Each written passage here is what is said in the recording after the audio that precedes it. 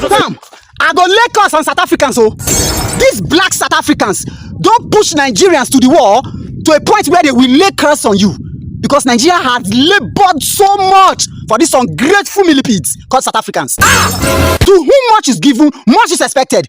Courtesy and history demands that every South African should respect a Nigerian. I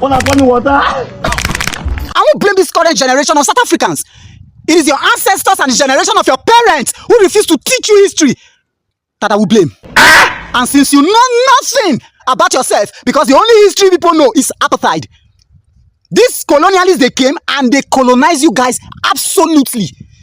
They colonized you 100% and you forget everything about yourselves.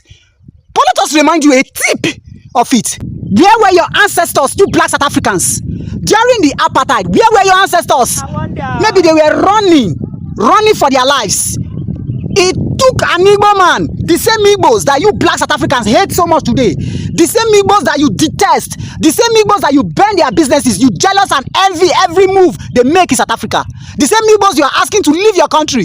It took an Igbo man named Jaja Wachuku, a man who represented Nigeria at the UN in 1960 to 1961, who later became Minister of Foreign Affairs. He led the African Democratic Front for the release of Nelson Mandela. Where were your parents? These ugly black termites who call themselves South Africans. Where were your ancestors when Jaja Wachuku was leading the African Democratic Front for the release of your own ancestors? Where were they? I guess they were hiding in their caves, scared of the white man. Let me remind you again, and I'm sure that you black South Africans, you know this story very well, that as at that time, Nigerians, our parents, gathered together, they rallied together and they came up with a whooping sum of $30 to $60 million. Different records have their account, but it's within this range. This money was used to thwart apartheid.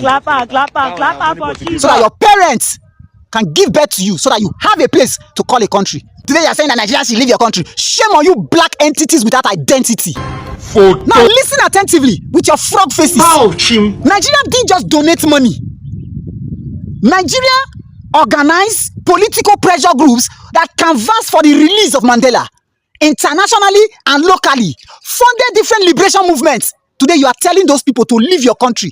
Ungrateful lizards. If not for the effort and contribution of Jaja Wachuku, who pressurized the UN and international bodies and governments, your Nelson Mandela would have been beheaded like a criminal ghost. According to history, we even hear other unofficial claims that when your Nelson Mandela secretly absconded from South Africa to Nigeria, that it was same an Igbo man named Mbazulike Amechi that housed him for some days before he returned and was arrested like a common criminal in South Africa. And today's current chunk of South Africans are opening their great teeth and saying, Nigerians should leave our country.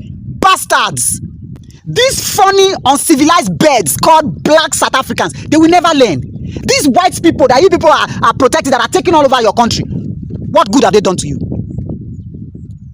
You are ever ready to fight your fellow blacks. The colonialists, they came, they placed artificial boundaries between you and Zimbabwe, between you and Namibia, between you and other southern African countries. Today you are claiming, I'm in South Africa. Who named you South Africa? What is the meaning of South Africa in Zulu language? If you are not dumb, is Zulu language in South Africa alone?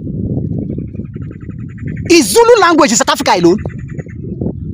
They demarcated you from your brothers. Instead of you to remove those demarcations after your apartheid and the rest of them, you permanented those boundaries, those artificial identity that these foreigners gave to you. You permanent them, and your shallow brain can't tell you that South Africa does not even belong to you. You are living in slums and in outskirts of South Africa. You are coming out to jump. Ugly reptile. Without missing words, the black man is a clown sadist. It is only a demented, unproductive, reprobate mind that behave like the way the black man is behaving.